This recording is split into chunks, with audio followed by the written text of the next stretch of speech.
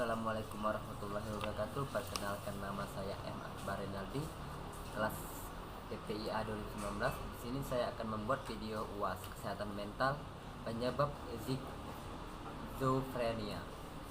Meskipun penyebab utama schizofrenia belum ditemukan, ada beberapa faktor yang disinyalir menjadi penyebab dari masalah kesehatan ini. Antara lain, yang pertama itu faktor genetik.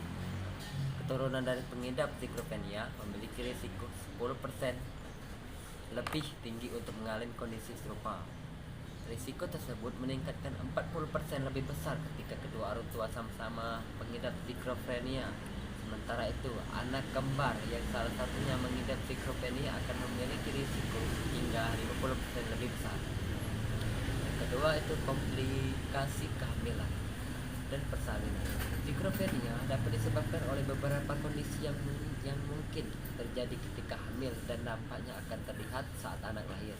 Kondisi ini seperti papar racun dan virus ibu seseorang pengidap diabetes, pendarahan dalam masalah kehamilan, serta kekurangan nutrisi. Selain dari kehamilan, komplikasi yang terjadi ketika persalinan juga dapat menyebabkan seorang anak mengidap schizofrenia. Contohnya, berat badan rendah saat lahir, kelahiran prematur, dan asfiksi atau kekurangan oksigen saat dilahirkan. Yang ketiga itu faktor kimia pada otak. Ketidakseimbangan kadar serotonin dan dopamin pada otak dapat menjadi salah satu penyebab dan meningkat risiko seseorang mengidap schizofrenia. Kedua merupakan zat kimia yang berfungsi untuk mengirim sinyal antara sel-sel otak, sebagian besar dari neurotransmitter. Mungkin itu saja video yang dapat saya sampaikan. Maaf apabila salah kata. Wassalamualaikum warahmatullahi wabarakatuh.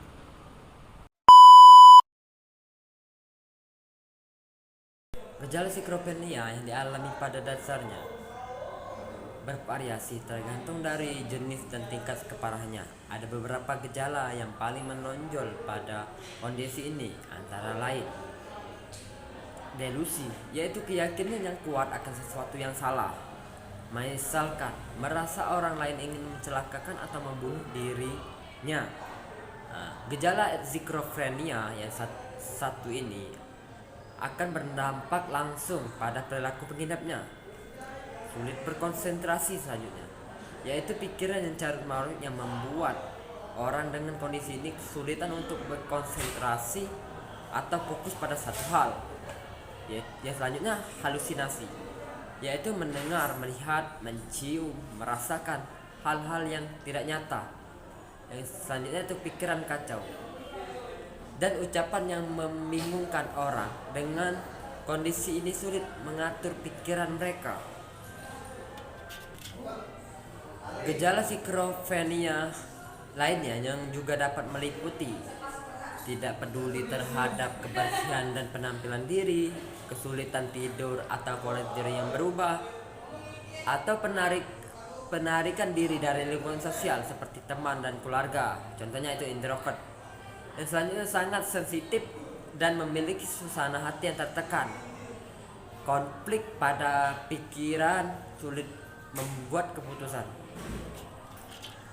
Sampai saat ini belum ada obat yang menangani schizofrenia. Metode pengobatan yang dilakukan hanya sebatas mengendalikan dan mengurangi gejala pengidap.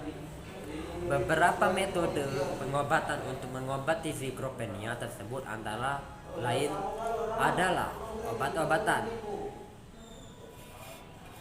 untuk mengatasi halusinasi dan delusi yang dialami dokter. Biasanya akan meresepkan obat antipsikotik dalam dosis yang rendah. Obat ini berupa dengan menghambat efek dopamin dan serotonin dalam otak. Terapi elektroforensik. Terapi elektroforensik merupakan metode yang paling efektif untuk meredakan keinginan bunuh diri, mengatasi gejala depresi berat, dan menangani psikosis. Terapi dilakukan 2 atau 3 kali dalam seminggu selama 20 atau 4 minggu, serta dapat dikombinasikan dengan psikoterapi dan pemberian obat. Selanjutnya itu penanganan obat untuk psikoterapi.